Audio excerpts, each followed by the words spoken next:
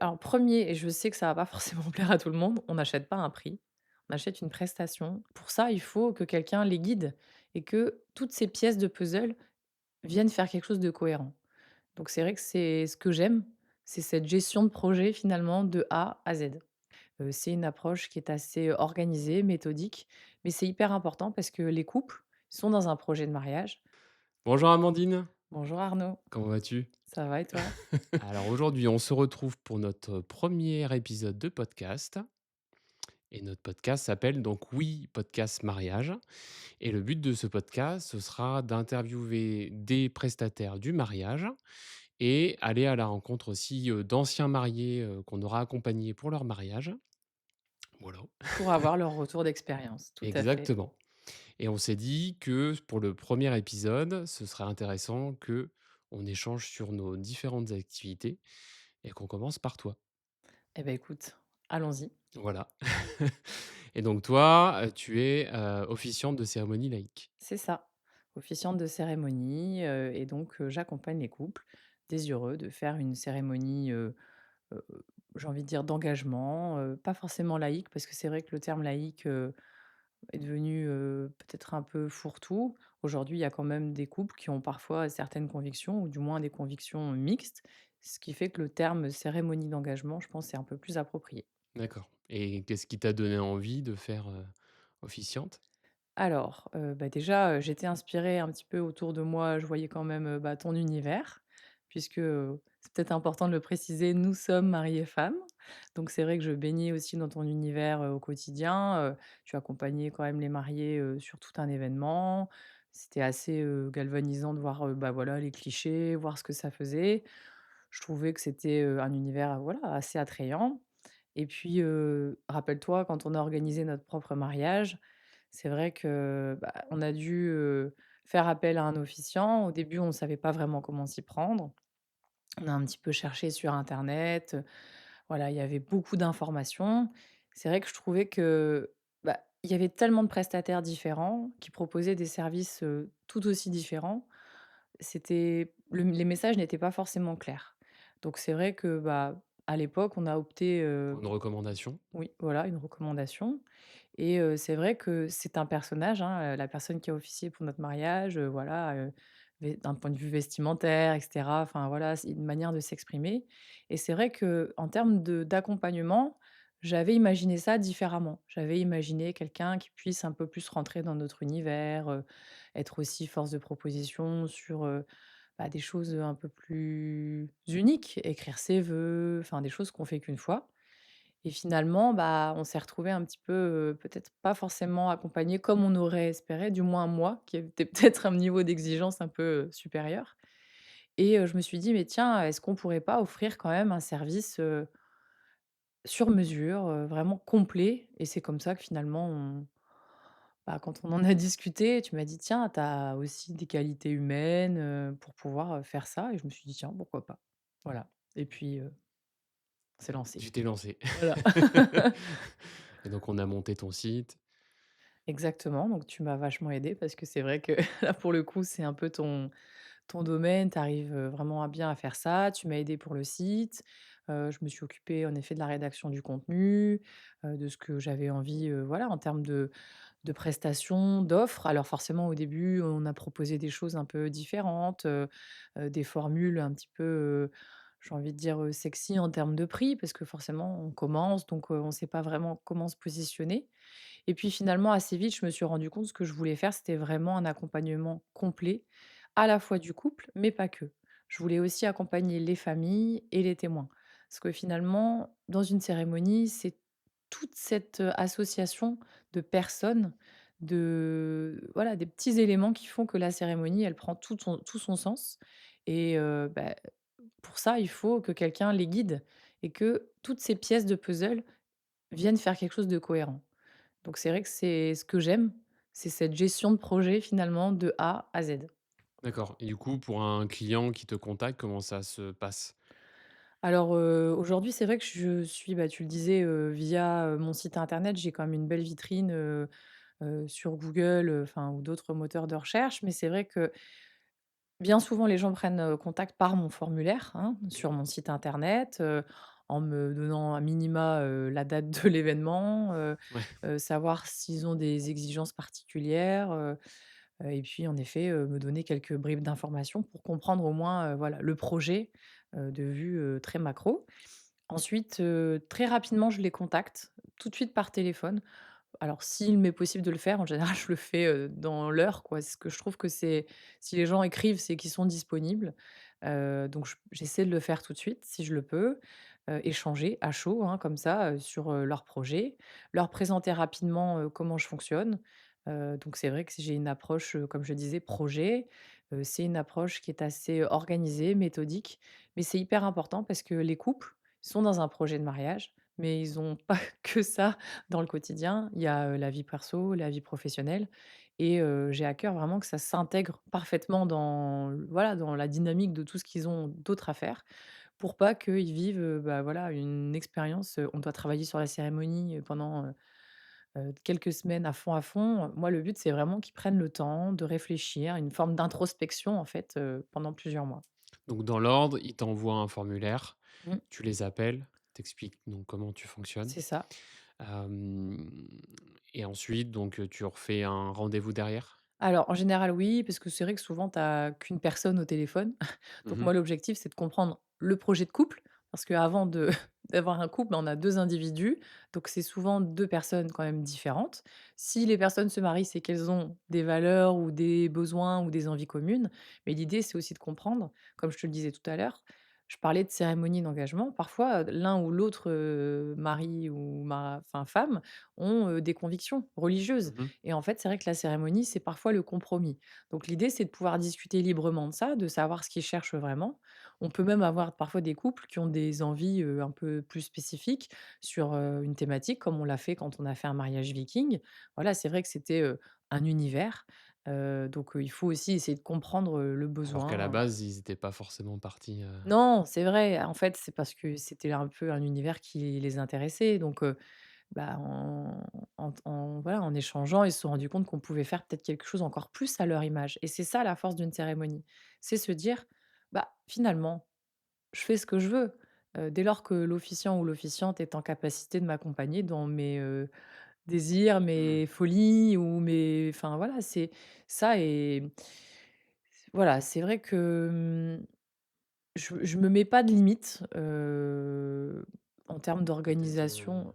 les cérémonies Disney. Oui, voilà, voilà, c'est vrai que c'est pas trop mon truc, parce que c'est vrai que là, pour la cérémonie viking, j'étais au costumée, enfin, j'ai vraiment poussé, le la thématique jusqu'au bout pour aussi faire plaisir à mes mariés parce que le jour J, je me mets dans leur, thème. J'ai eu un mariage où c'était le thème 100 rose, mari et femme, le mari en costume rose, la femme, voilà, plein d'accessoires et cetera. Bah, moi, je devais être habillée tout en rose, donc c'est ce que j'ai fait. Voilà, il y a c'est vrai que Disney, fait partie peut-être de la liste, pour laquelle je Avec n'irai pas, voilà. OK et donc du coup, donc entretien avec les 2 futurs. Entretien avec les 2 futurs et puis à l'issue, bah, voir en effet ce qui peut mieux coller, en termes de prestations et d'accompagnement. C'est vrai que finalement la pr les formules ont beaucoup évolué entre quand j'ai commencé et aujourd'hui. Maintenant, je me suis limitée à 2 formules. J'ai une première formule où j'accompagne le couple, les familles, les témoins, je vais dire de A à Y. Le jour J, en fait, je ne suis pas présente. Je peux en effet, coacher donc Mmh. un ou plusieurs proches. Dans le cas où tu serais déjà prise à une date et Oui, que potentiellement quelqu'un voudrait ça absolument travailler avec ou toi. oui, oui, mais après c'est aussi des fois un vrai souhait, du couple. C'est-à-dire que, mariage intimiste, voilà, parfois envie de garder ça à un niveau, très cercle fermé, je vais dire ça comme ça.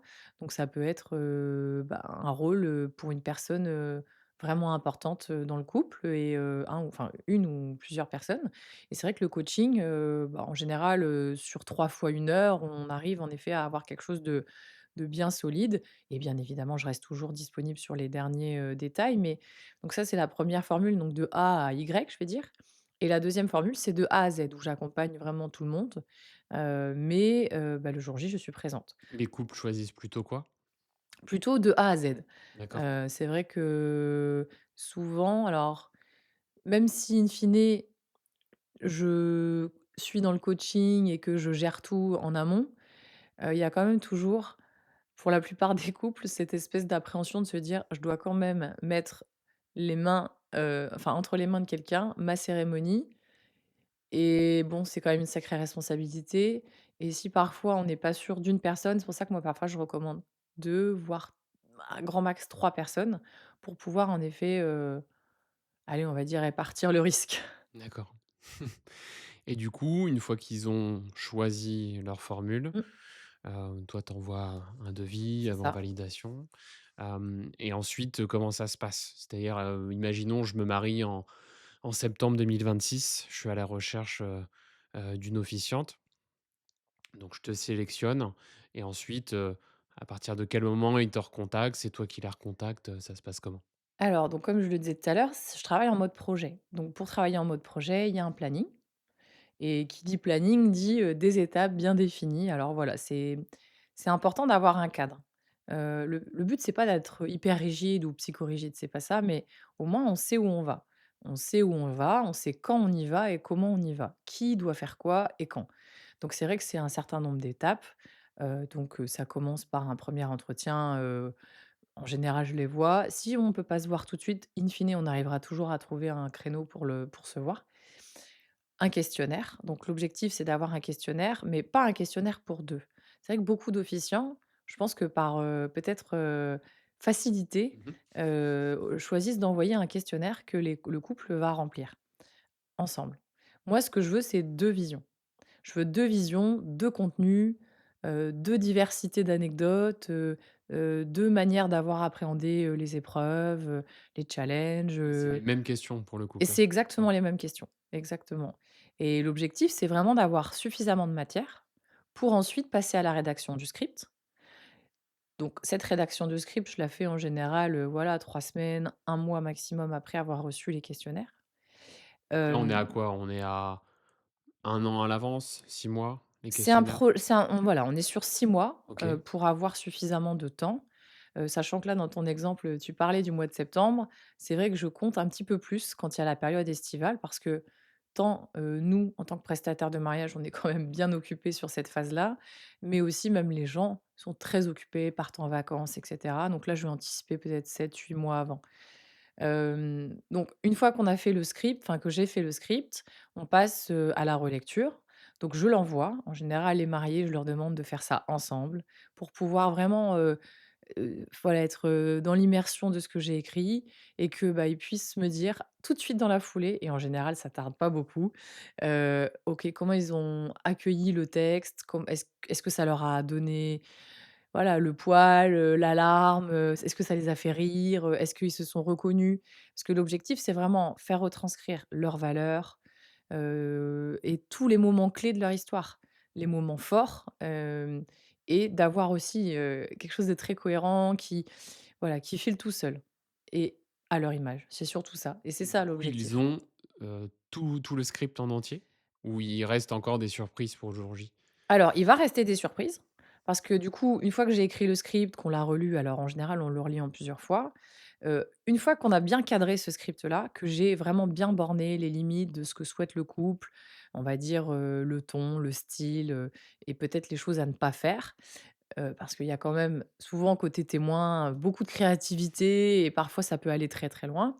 L'objectif, c'est de prendre contact en effet avec les familles, les témoins et toute autre personne qui aurait peut-être enfin une part, dans Qui cette devrait cérémonie, qui intervenir? voudrait intervenir. Et donc je prends contact avec eux. Alors en général, ça commence par, un petit message. Voilà, je me présente parce que c'est vrai que les gens, sont pas forcément toujours tous, malheureusement au fait de qui je vais être et puis de leur expliquer ensuite prendre par téléphone, expliquer ce qu'est une cérémonie. Il y a vraiment beaucoup de pédagogie aussi avec les familles parce que C'est vrai pour qu'on voit de plus en plus quand même de cérémonies. Les gens, bah, plus que ces dernières oui. années, mais il y en a encore qui découvrent de comment ça fonctionne au niveau du cortège, au C'est niveau, ça. Et puis c'est des codes différents. mmh, Donc pour beaucoup de parents surtout, souvent c'est les parents mmh, où il y a le côté un peu traditionnel qui est un peu, chamboulé. voilà, en rupture avec ce qu'ils connaissent comme, voilà, ouais, comme image du mariage. Donc l'idée c'est d'être dans le: «Ah bah non, mais on n'est pas dans un truc, waouh, bling bling, spectacle» et vraiment bien de leur expliquer que c'est un souhait de leurs enfants de faire quelque chose à leur image, que voilà, on va respecter aussi les codes, les valeurs de la famille et cetera. Donc je prends contact avec les parents, je prends contact avec les témoins et ça, cette partie-là, c'est vraiment quelque chose que je fais, j'ai envie de dire en catimini, mais vraiment, enfin, pour que tout le jour J soit découvert par les mariés. D'accord. Mais encore une fois, comme je disais tout à l'heure, dans une grosse cohérence vraiment avec le reste. Donc Donc du coup, là, tu as fait les relectures. ouais. Donc tout est validé. Donc toi, tu rajoutes des choses en surprise pour le jour J Mmh. et ensuite tu coordonnes, donc famille, témoins, avec les différents discours. Tu aides aussi pour les vœux, Alors potentiellement? j'aide, pour les vœux, mais pas que. Il y a toute la partie choix des rituels. Alors encore une fois, les rituels, c'est pas une obligation. Il y a des gens pour qui ça n'a pas vraiment de résonance de faire des rituels. Pour certains, juste un échange d'alliance, c'est déjà en soi un rituel. Ou après, en effet, on peut faire des choses, très sympas, originales. La cérémonie d'engagement, je le disais tout à l'heure, c'est important engagement parce que je fais beaucoup de familles recomposées. Aujourd'hui, les familles recomposées, c'est quand même, je pense, au moins la moitié de mon activité. Souvent, il y a partie prenante, c'est les enfants de chaque côté, on peut faire aussi des choses très sympas. S'il y a des petits, il faut essayer de faire quelque chose de Ouais, tu ludique. t'adaptes à chaque Voilà, situation, ouais. exactement et puis, là aussi, si c'est des couples plus matures, on fait des choses différentes, enfin voilà. Donc le choix des rituels, les choix musicaux. L'écriture des vœux, c'est un point important parce que c'est pas donné à tout le monde de savoir écrire, de savoir, parler de ses émotions, mettre des mots, sur ses émotions. L'objectif, c'est pas d'écrire les vœux à leur place, attention. Oui, mais souvent, on sait pas trop ce qu'on doit dire. Soit on Exactement, a été dans un mariage récemment et on sait, mais on fait souvent ses vœux à son image et c'est exactement. vrai que, bah, tu faisais encore des rendez-vous, là, dernièrement où finalement, au niveau des vœux, les mariés voulaient partir dans un sens, puis toi, tu essayes, voilà, de remettre, Mais c'est pas un discours aux invités, en fait. Le jour J, ils vont se regarder dans les yeux et ils vont se dire les choses qu'ils se diraient, comme s'il y avait personne autour. mmh, Donc c'est vrai que j'essaie de les qu'on n'a pas guider. l'habitude de se dire aussi. Voilà, c'est pour ça. J'essaie de leur, alors en général, je crée des guides. Donc j'ai toute une série de guides, sur l'écriture des vœux, guides pour les rituels. C'est un peu des starter packs en fait que je donne, au fil de l'eau, en fait, de la construction de la cérémonie pour que à chaque entretien qu'on fait, parce que c'est quand même, un nombre incalculable d'entretiens avec les mariés, les familles et cetera. À chaque, moment, à chaque étape, ils aient au moins pu anticiper, cogiter un petit peu sur le sujet et que, bah, quand on se fait, l'entretien, ça prenne pas, pour eux des heures et qu'en fait, ils aient déjà un minimum de réflexion sur le sujet avec, ce qu'ils ont vraiment pas envie ou éventuellement peut-être, quelques déjà, prémices d'un choix sur quelque chose. Mon objectif, c'est, comme je disais tout à l'heure, que Tu simplifies la vie, en fait. ouais, voilà, parce que sinon, ils vont se faire un nœud au cerveau avec n'importe quoi et comme je te disais, sur internet, tu trouves tellement de choses, finalement faire le tri et de savoir ce qui va toi te convenir. Moi, Mmh. mon objectif, c'est de les aiguiller, les Parce aider. qu'on est plus ou moins à l'aise sur l'écriture et Voilà, le but, c'est que ça se passe bien, quoi. exactement. Donc une fois que tout est ficelé, on est à peu près à combien de temps avant le mariage? Alors, en général, avec le couple, au minimum un mois, voire un mois et demi avant, tout est bouclé. C'est-à-dire qu'au moins, ils peuvent faire un petit reset, Mmh. mental, Et puis penser à d'autres, penser à choses d'autres prestataires à et préparer. voilà, exactement et puis aussi, le jour J, ça va leur permettre de redécouvrir ce qu'on a fait Mmh. et voilà, de réapprécier, le travail qu'on a pu faire et dans la continuité de tout ça, moi, je continue, avec les familles, les témoins pour, Les autres ficeler. prestataires aussi? Les autres prestataires, Parce que ça, on exactement, n'y pense pas, mais finalement, se coordonner avec le DJ, potentiellement aller repérer le lieu. exactement. Alors ça, c'est ce que, comme je disais tout à l'heure, on a dans notre mariage, on n'a peut-être pas forcément eu cet accompagnement-là et juste cette coordination. C'est vrai que moi, j'ai pas envie d'être appelée la veille, je me dis: «Si je suis mariée, d'être appelée la veille à 21h. Bon alors demain, on s'organise comment?» Non, c'est pas du tout comme ça que je vois les choses et c'est vrai qu'en tant qu'officiante, j'ai pris une petite casquette un peu, Mmh. je vais dire limite de planeur où je me coordonne avec le DJ. Donc je lui donne, un script, on va dire allégé avec, les morceaux, s'il doit mettre un volume sonore, comme ci, comme ça, couper à tel moment, voilà, c'est très drivé, mais ça permet que le jour J, non seulement on ait une communication fluide et on se donne même, voilà, un code, non verbal pour pouvoir, échanger et dire: «OK, c'est bon, tu peux lancer», voilà. Mais c'est vrai que les DJ après ils sont contents de travailler avec toi aussi parce qu'ils se Exactement. disent, «On découvre pas et puis au moins, le jour J tout se passe bien, quoi». C'est ça. Donc là, toi, tu te coordonnes donc avec l'ensemble des prestataires? DJ, éventuellement décoratrice s'il y Ouais. a besoin, fleuriste parce que des fois, il y a des choses à faire en dernière minute pour une cérémonie en extérieur. S'il fait super chaud, voilà, les mariés vont peut-être pas aller mettre les fleurs, 6 heures avant, Mmh. enfin, il y a et des fois, voilà, je le fais vraiment de bonne volonté, bah, voilà, parce que ça fait partie du jeu aussi. Pardon. Et je vérifie aussi, bah, tout ce qui est son. Quand le DJ prête du matériel, moi je fais des petits checks de son pour m'assurer qu'en effet, que ce soit les invités à l'avant Tout se passe ou à bien. l'arrière, que le son porte bien. Voilà, enfin les derniers détails, donc ça me nécessite que je sois présente en amont. Mais Donc voilà, là, on est c'est arrivé au jour J. ouais, Donc le jour J, toi, tu te présentes en règle générale 1 heure et demie, 2 heures à l'avance? ouais, 1 heure et demie, ouais, le temps de comme je te disais, de faire les petits checks, voilà, donner un petit coup de nettoyage sur les chaises, les bancs, vérifier que tout est bien aligné. Bon, d'avoir ce côté un peu pointilleuse et sens du détail qui Ouais et fait puis la anticiper différence. peut-être des choses que, enfin, tu vas plus loin que ton «métier» entre guillemets, C'est ça, en pensant peut-être, à la lumière, pour le photographe si c'est en intérieur, tout à fait, le fait, de faire attention, à l'ombre sur le visage des mariés, que ça fasse pas un effet un peu tacheté. c'est ça. Donc là, on est 1 heure et demie, 2 heures avant la cérémonie Mmh. et ensuite, qu'est-ce qui se passe? Donc tu prépares tout? Voilà, je prépare tout, donc j'ai mon pupitre, tout est prêt. En général, le matériel aussi pour, tout ce qui est, les rituels, c'est dans un petit carton, une petite boîte bien au chaud pour le voilà, le déroulé de la cérémonie. Je demande toujours aussi à mes mariés de me préparer, un petit plan entre guillemets de d'implantation pour savoir où installer les invités. Parce que quand les gens vont commencer à arriver, il y a un phénomène, très drôle qui se passe tout le temps, c'est tout le monde reste debout, n'ose pas s'asseoir, ne sait pas trop où se mettre. Donc moi, mon objectif, c'est d'être la facilitatrice, de dire: «Voilà». Ou les premiers rangs qui sont pas utilisés? Exactement, les premiers rangs pas utilisés, enfin voilà, l'objectif, c'est d'être là pour guider. Et donc j'installe les gens, parce que mon objectif, c'est encore une fois de faire que le timing soit respecté, parce que derrière, c'est toute une organisation, vin d'honneur et cetera qui risque d'être, chahutée, si ça fonctionne pas.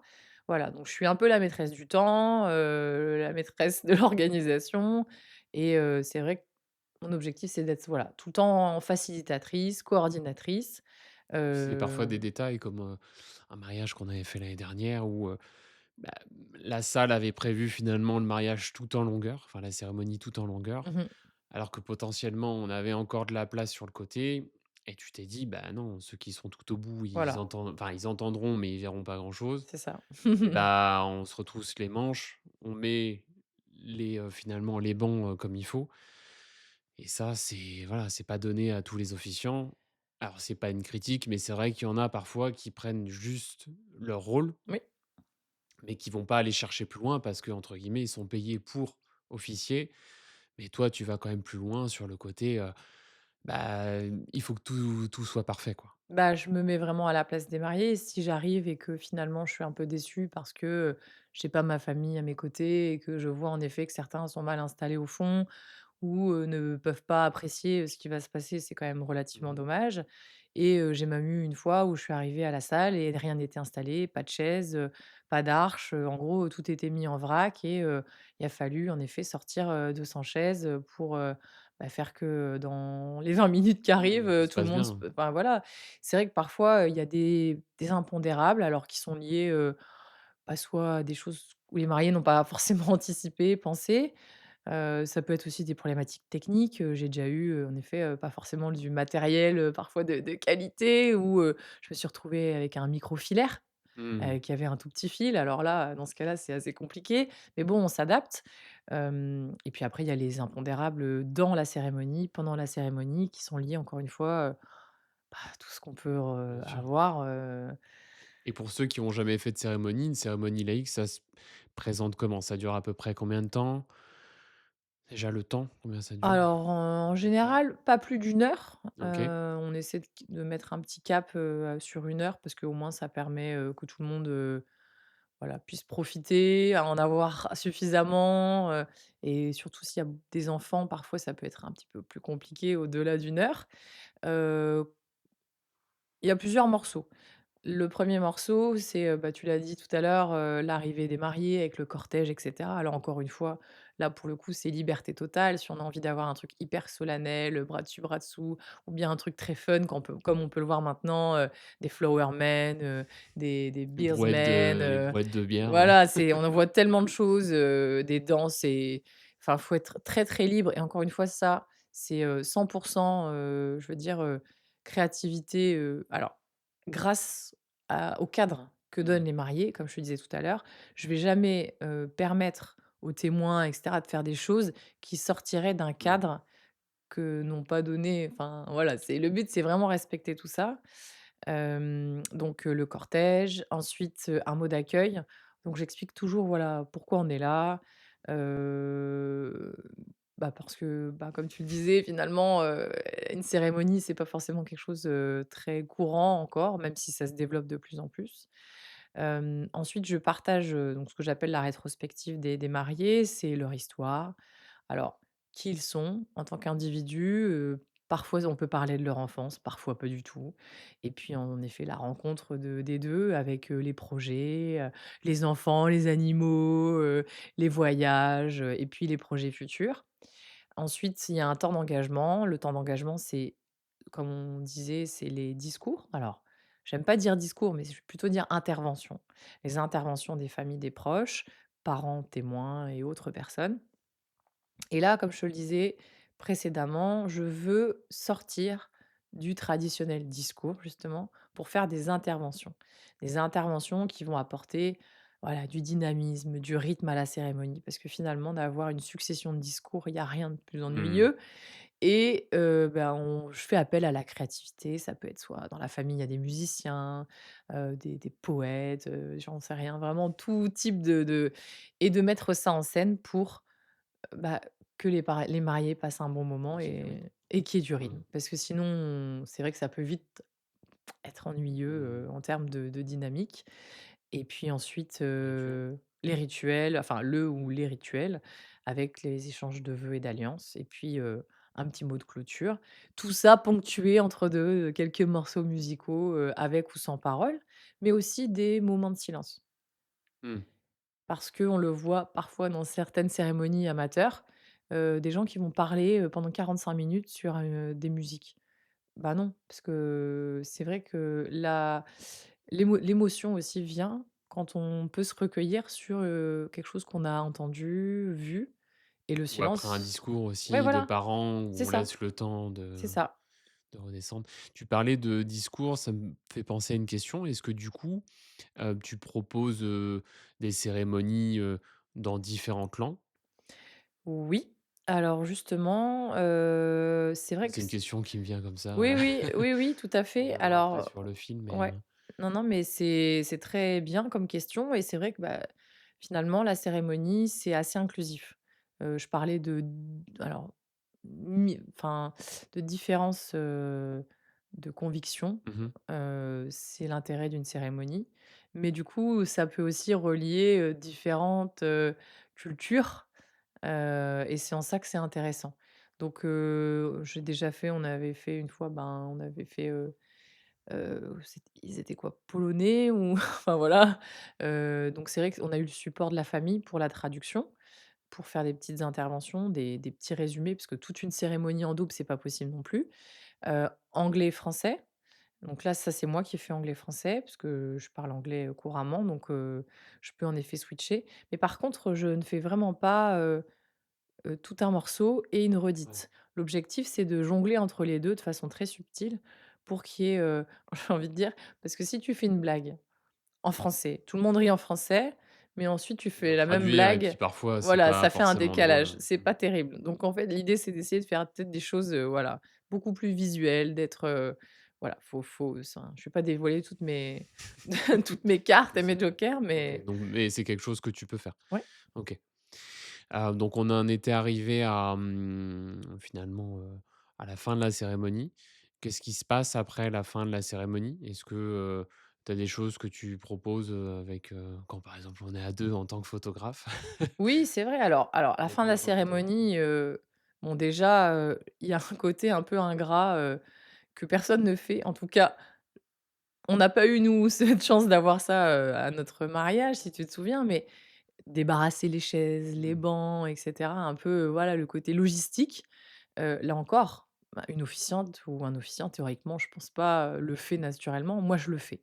Je pars du principe que regrouper les affaires, c'est quelque chose que je fais parce que ça me fait plaisir de le faire, surtout si parfois l'espace est un peu, Oui, ou s'il y a des tapis loués, qu'on voilà, va laisser préserver le dehors, matériel exactement et si on se dit: «Bon, le temps risque d'être un peu changeant», donc voilà, j'ai un peu ce côté aidante, spontanément. Et donc tu le mentionnais, quand on travaille, avec un photographe, soit avec qui on a l'habitude et finalement c'est quelque chose que je fais même maintenant très spontanément. Au début, que moi j'étais que je propose quand on n'est pas à 2 sur un mariage, c'est ça. effectivement. L'idée, c'est d'avoir un listing, de photos, souhaitées par le couple, alors, voilà, la famille truc, la famille machin Pour et les photos de puis, groupe. pour les photos de Mmh. groupe et d'essayer d'être la facilitatrice encore une fois et la coordinatrice. Donc, les appels micro, on attend, tata truc, voilà. L'objectif, c'est de dire: «Bon, allez, on enchaîne les photos de groupe» pour justement que le photographe soit pas là à essayer d'aller, choper Pierre, Paul, Jacques. Et puis au moins faire que, bah, le couple puisse profiter de son vin d'honneur, parce que finalement s'il passe 2 heures à faire des photos de groupe, c'est quand même pas top. Donc c'est vrai que si on peut faire ça, sur 20 minutes, une demi heure, bah, en donnant un coup de main, ça se passe bien et souvent c'est fortement apprécié et ça me permet aussi d'aller boire une coupe après Mmh. avec les mariés. Oui, puis ça permet aussi, toi, derrière d'aller débriefer avec les invités, d'avoir leur ressenti et c'est vrai que Mmh. souvent, quand tu me racontes, c'est, enfin, ils sont surpris parce qu'ils s'attendaient pas à ça, surtout ceux pour qui c'est la première fois, Exact, ouais. Alors, bah, moi, j'ai le plus beau, compliment à chaque fois qu'on me fait et c'est pas voilà, c'est pas pour, jeter des fleurs ou autre, mais on me dit à chaque fois: «Mais vous les connaissez de vous?» Mais bah, je les connais pas, en fait, forcément, mais c'est vrai que enfin, je les connaissais pas et j'ai appris à les connaître et bah, tout le temps qu'on passe ensemble, même si, on a des modes de communication maintenant très modernes aussi, on fait des WhatsApp, on fait des vocaux, je m'adapte à tous les couples. S'il y en a qui préfèrent faire des entretiens en face à face, bah, on fait. Mais il y a tellement d'entretiens à réaliser que parfois, dans la vie, à caser au quotidien: «Ah bah, attends, on prévoit 20 heures. Ah bah, finalement, les enfants sont pas couchés». Je m'adapte. Donc c'est cette flexibilité aussi, mmh. que je donne, que j'offre à mes mariés qui fait que finalement on devient un peu, bah, voilà, la bonne copine, la grande copine, celle, à qui on partage aussi parfois, des choses sympas. On m'envoie, des fois les mariés m'envoient photo de leurs robes, leurs essayages ou les messieurs, Parfois, les mariages les messieurs débloquent aussi des choses dans les familles avec, oui, pas les secrets, ah bah, oui, mais un complètement. peu les Tu la embrouilles, confidente. ouais, c'est Donc ça. côté messieurs, j'ai les essayages, côté mesdames, j'ai les robes aussi.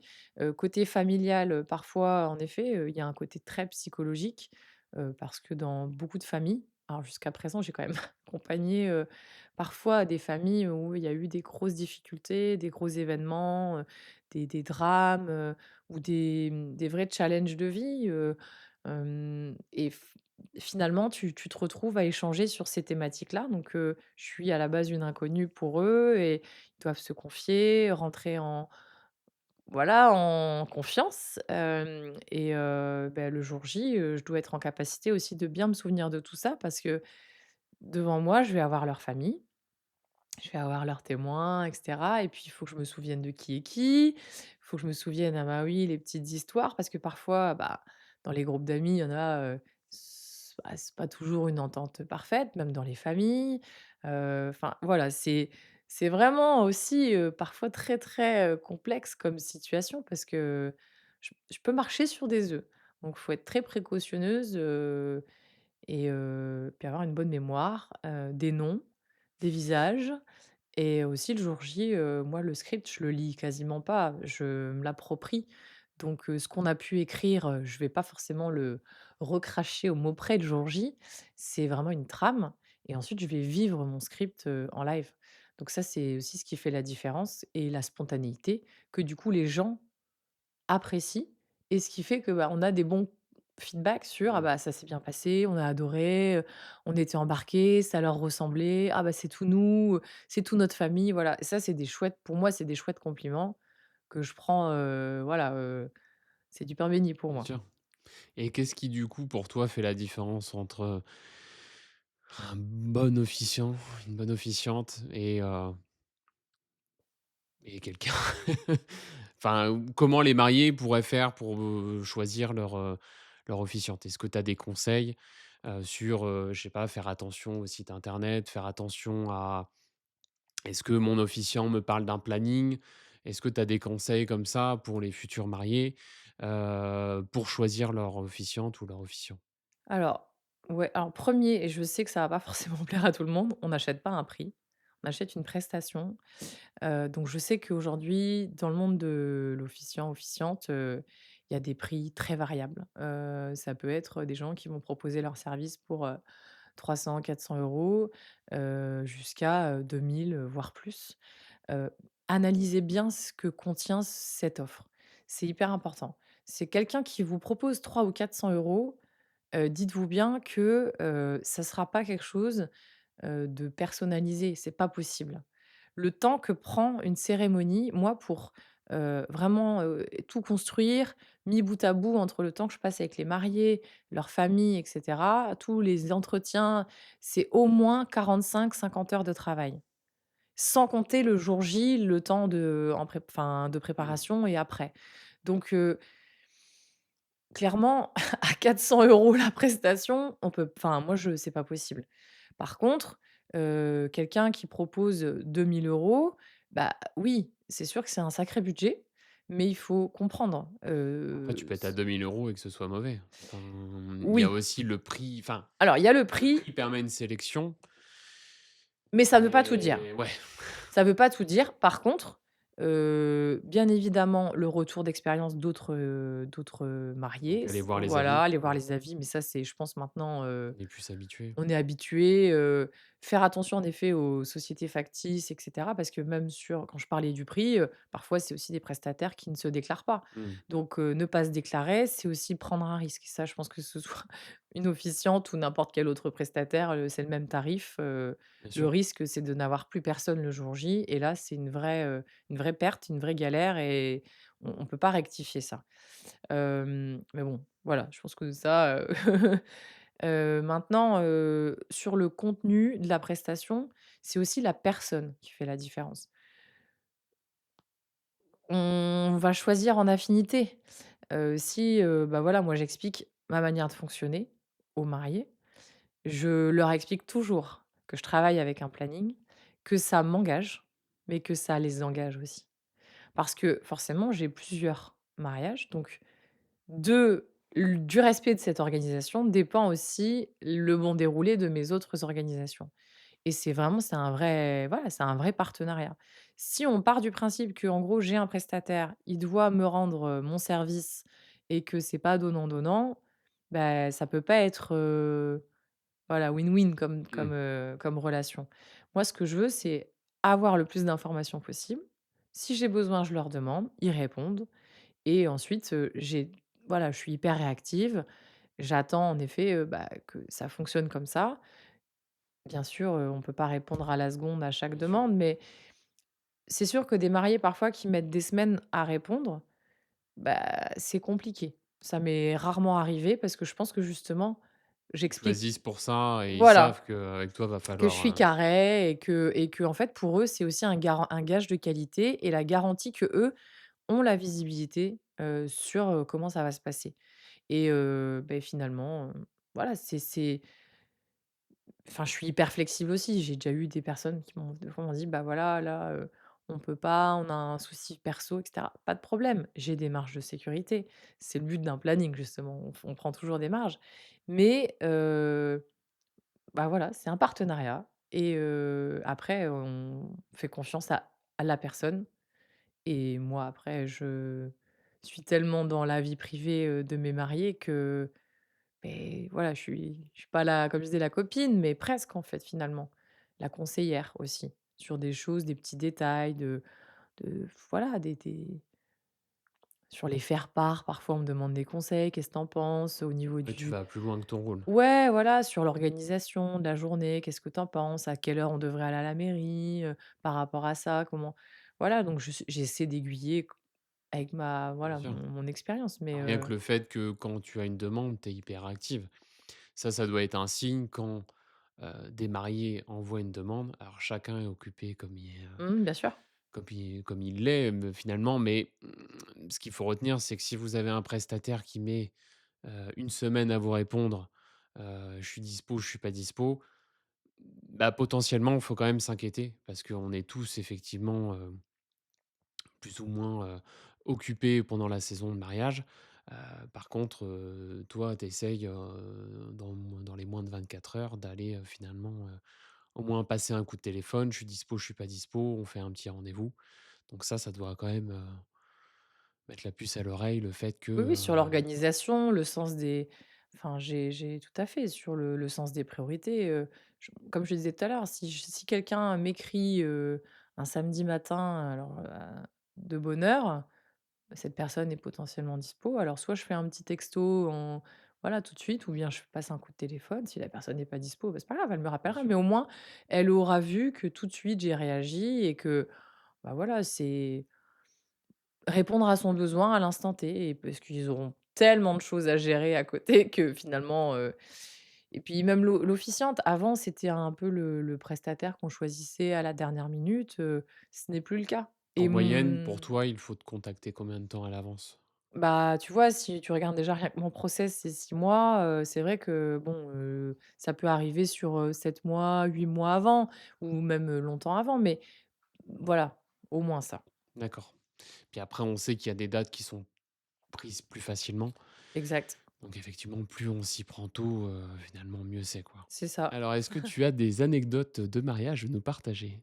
Des anecdotes. Alors qu'est-ce que tu veux savoir? Des choses où Des choses qui ont, plus ou moins bien fonctionné ou, alors, on en a des anecdotes, on a eu, des témoins à la bourre, très en retard même, donc ça après on s'adapte, hein, c'est toujours pareil. J'ai eu des enfants aussi, comme je disais, des jeunes enfants qui s'endorment, dans la cérémonie et du coup, au moment du rituel, bah, le gamin, il est pas prêt, les parents sont en stress: «Ah non, faut pas le réveiller, c'est pas grave, on s'assoit sur le rituel». Bon, bah, ce qu'on a fait, c'est que finalement le rituel, on l'a pas fait au moment où c'était prévu.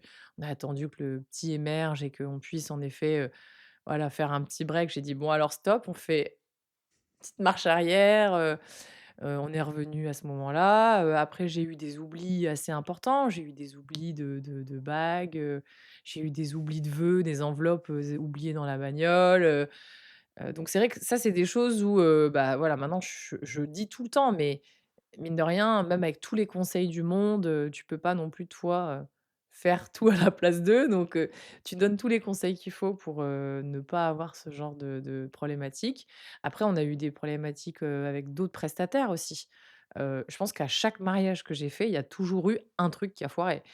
Entre le cochon qui tourne plus parce que la broche est en panne, la fleuriste où les fleurs ont complètement crevé et puis, il a fallu bricoler quelque chose histoire que ça ait à peu près un aspect, correct, donc ça, c'est important pour assurer les mariés que, ah mais c'est clair, de toute façon, même en prévoyant, le mariage 2 ans à l'avance, on n'est jamais à l'abri, exactement et c'est toujours ce que je dis à mes mariés, c'est vraiment la phrase typique à chaque fois: «Vous avez beau tout contrôler, tout vouloir maîtriser, tout voilà, verrouiller à droite à gauche, le jour J, il y aura forcément un truc qui va merder. Vous ne savez pas quoi, je ne sais pas, ça peut être moi, de mon côté, hein, un petit détail, un truc, ça peut être côté DJ, un problème de son, de micro, ça peut être les enfants, un gamin, qui gueule, un gamin qui veut pas écouter, ça peut être, on a eu, rappelle-toi un papa qui a failli, mourir, étouffé, enfin c'était terrible, une espèce de fausse route. On a eu, enfin on a eu quoi? On a eu, un drone qui veut pas le décoller. drone qui décolle pas parce qu'on est, dans un enfin, je veux dire, il y a eu des trucs quand même improbables où tu te dis: «Bon, bah, le prestataire est là, en fait, tu l'as choisi, il va régler le truc, quoi». Donc moi, sur personnellement, tous les petits couacs éventuellement que j'ai pu avoir, j'ai toujours trouvé une solution. et on s'adapte Après le et conseil, c'est surtout de s'entourer de personnes finalement bah, qui ont oui. de l'expérience, pour finalement avoir des professionnels qui savent rebondir en fonction de la Voilà, situation, quoi. gérer les impondérables parce que le jour J, il faut que ce soit complètement indolore pour les mariés. Il faut que le cochon qui tournait pas, tu l'aies pas vu. Faut que, en effet, alors il y a des trucs, comme je disais, les alliances oubliées et cetera. Bah, après on a bricolé quelque chose et c'était très drôle. Il y a des après ça force à rire de certaines situations, mais voilà, après on peut pas tout gérer parfaitement et c'est ça aussi, qui fait que finalement c'est drôle et ça laisse de bons souvenirs. Bien sûr. Et est-ce que tu as des conseils pour les futurs mariés? Que ce soit sur la cérémonie ou sur, autre chose, sur le mariage en général? Bah, sur la cérémonie, comme je enfin, ou même en général sur les prestataires, le choix des prestataires, c'est vraiment faire confiance. C'est-à-dire que si vous avez choisi un prestataire, faites-lui confiance. Alors, il faut être sûr de l'avoir bien choisi. Ça, c'est quand même le deuxième conseil, c'est choisissez bien votre prestataire. Hem et parfois, évitez aussi de vous disperser. On a des mariés parfois qui vont, rencontrer, 5-6 officiants, officiantes, 10 photographes, voilà, à un moment donné, je pense qu'il faut faire les choses de façon rationnelle parce que quand on a trop de choix aussi, après ça On sait plus embrouille, choisir, on ne ouais. sait plus choisir et on ne sait plus pourquoi et nos critères et cetera. Donc définissez bien vos critères, on en a parlé tout à l'heure. Alors évidemment le prix, c'est une barrière à l'entrée sur certains prestataires, mais pas que. Donc il y a la on disait il y a la personnalité, le feeling et cetera. Et puis, ne pas hésiter à être un peu challenging avec les gens, vos prestataires. OK, bah, s'il se passe ça, qu'est-ce que tu fais? Mmh. Est-ce que tu as déjà eu, bah, comme la question que Oser tu te viens de poser me des oser questions, ouais. poser des Mmh. questions. Est-ce que tu as déjà géré des situations délicates? Comment tu as fait? Finalement, un peu comme si vous feriez un entretien d'embauche parce que, le mine de rien, le jour J, vous avez besoin de quelqu'un qui tienne la route. Et tu sais comme moi, on a des fois toi, en tant que photographe, tu as déjà rattrapé, des gens qui ont eu des photos, catastrophiques, «Est-ce que vous pouvez me rattraper mes Mmh. photos?» et cetera. C'est quand même triste. Moi, personnellement, en tant qu'officiante, je vais pas pouvoir rattraper une cérémonie si elle s'est mal passée, Bien sûr. si elle était, plan-plan, si elle était ennuyeuse à mourir, c'est foutu. C'est passé. Moi, mon objectif, c'est pas ça. Mon objectif, c'est que ça se passe bien et que tout le stress de tout le monde, je l'absorbe et que le jour J, ça déroule et que les gens, bah, profitent du Ça reste moment. un point central, hein, finalement, la cérémonie, au même titre qu'on pourrait avoir une église. On se rend parfois pas compte que finalement, Mais c'est carrément la clé de voûte de la journée. Souvent les gens disent: «Ouais, la mairie, c'est un peu ennuyeux, c'est un peu, froid, impersonnel et cetera».